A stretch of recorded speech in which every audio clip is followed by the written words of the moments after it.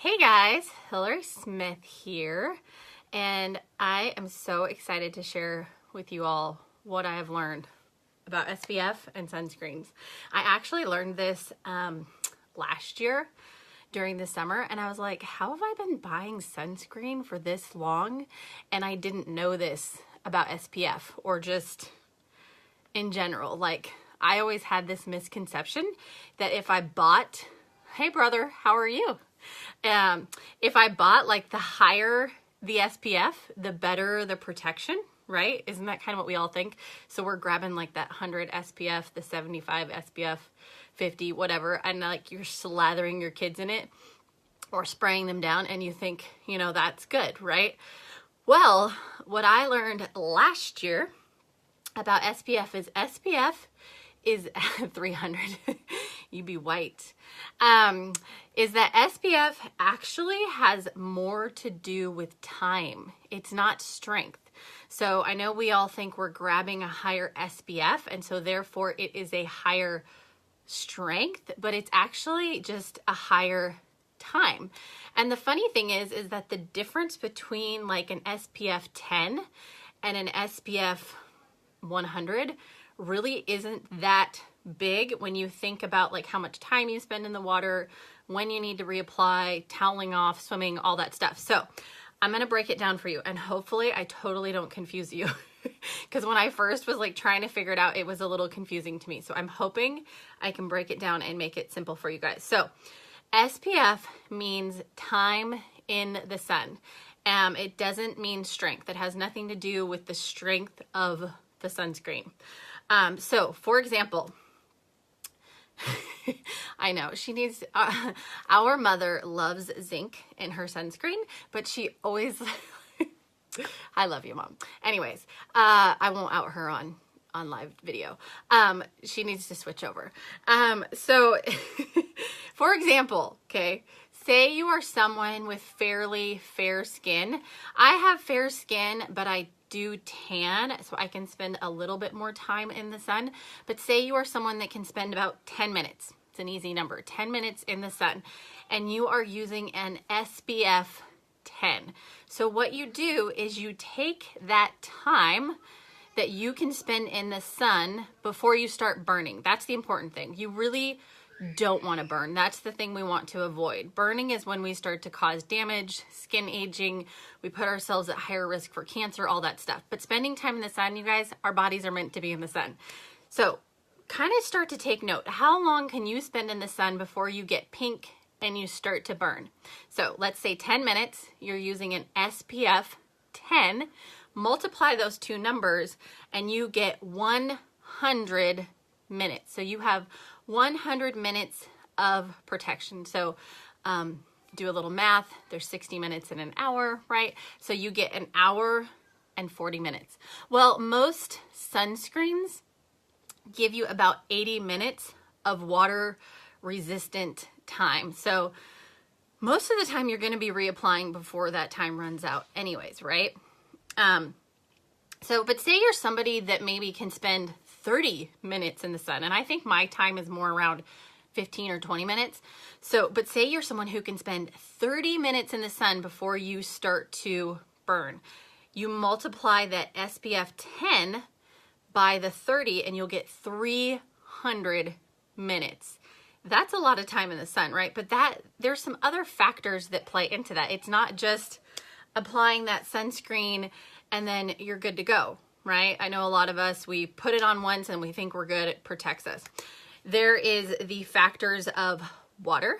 So your sunscreen, if you're in the water, is only gonna last you about 80 minutes for most. So make sure you check that on your labeling. How long is it water resistant? The other thing is toweling off and drying off. You're rubbing off that sunscreen every time you do that. Sweating. So even if you're wearing sunscreen and you're not in the water, you're sweating. We all know, like, sweat, then we rub it off, we're rubbing that sunscreen off. So we're lowering that time. So the other important factor is not just your skin and the SPF, it's application. I didn't know this. I thought, you know, you just slather a little on, you squeeze it out of the tube, but kind of rub it all over and you're good to go, right? you're actually supposed to use like a 1 ounce shot glass, something like that, to apply all over, depending on how much you have exposed to the sun. But you're supposed to apply liberally. So all those numbers are based on your skin, your application, your activities, and how thick you are applying. So it doesn't matter what SPF you use. If you're not applying it properly, it's not going to work, because shots of sunscreen. So make sure you're applying liberally. Really the only time that you are, more at risk is when you start to burn. That's what you're really wanting to avoid. I am not one of those people that thinks that because you're out in the sun, you're going to get cancer. Yeah, there's radiation and our ozone and all that stuff, but I don't think any of those things are as big as a factor as burning and what you are putting on your skin. Your skin is not this amazing barrier to your body. It's actually a great carrier. So the other important factor when you're looking at your sunscreens or your sun blocks, and I would highly recommend going more with the sunscreen route. You will have to apply more, and there's different factors, but go with the sunscreen in my opinion. You totally lost my train of thought. Pregnancy brain. We are meant to be in the sun. We need natural vitamin D. In fact, our skin has a natural SPF. So that's where that time in the sun factor comes in. Some of us have a higher like pigmentation or higher SPF, all that good stuff. And did you know that like what you eat, your nutrition, your mineral deficiencies can also play a role in how well your skin can handle the sun. So if you are low in minerals, if you're deficient, you will burn more easily. So make sure you're taking your vitamins. So the potential for skin cancer comes when your skin burns, when you age, right? So sunblock, when you're looking at sunblock, there are all sorts of ingredients in sunblock that you want to avoid. So let's think about this for a second. You're sitting in the sun, right? You're sweating. Your pores are opening up. And then you look at the list of ingredients of what you're applying to your skin. And then you start to think, okay, my skin is this carrier. Things are being absorbed into my skin. It makes me kind of wonder if maybe the ingredients could be playing a role into this whole skin cancer thing. Because I know people who are religious about their sunblock. They've been applying sunblock forever. They're good about, not burning, but then they're still getting cancer. So you have to look at all these different factors, right? So like just sitting there in the sun, you've got these toxins on your skin and they're like burning into your skin. So for myself, if there's like a potential, especially when it comes to cancers and skin cancers, I'm just gonna avoid that risk. So it's one of those things that to study the results would be such a huge, long thing. Like it would take years to track someone's skin and what they were doing and what they were using, that it's why every single sunscreen will say on it that spending time in the sun increases your risk of skin cancer and early skin aging. This product has not been shown to, this product has only been shown to prevent sunburn, not skin cancer. So you really have to think about all those different factors when you're looking at your sunscreen. And some of those ingredients, y'all, in sunblocks, they are linked to like liver dysfunction and liver damage. So take care of your liver. Read your ingredients. So when you're looking at mineral sunscreens, there's also some things to think about. So I know you're thinking you're grabbing these more natural products off the counters, and they have zinc, and zinc is a great natural ingredient, but there's something that I want you to look for. You want to look for non-nano particles. Nanoparticles just means that it's so itty bitty and tiny on your skin that it is going to absorb into your skin.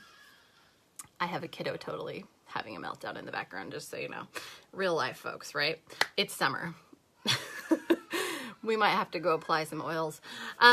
So you want to look for non-nano zinc. That means it is not going to be absorbing into your skin. There are some studies that link zinc to, again, that whole liver thing. It absorbs into your skin, it gets into your system. So you want non-nano. You don't want it to be so small that it's absorbing into your skin. And you guys, a mineral sunscreen with an SPF of 10 is going to give you about the same protection as an SPF 50 with all those toxins and chemicals. So for my family, we are going with the SPF 10.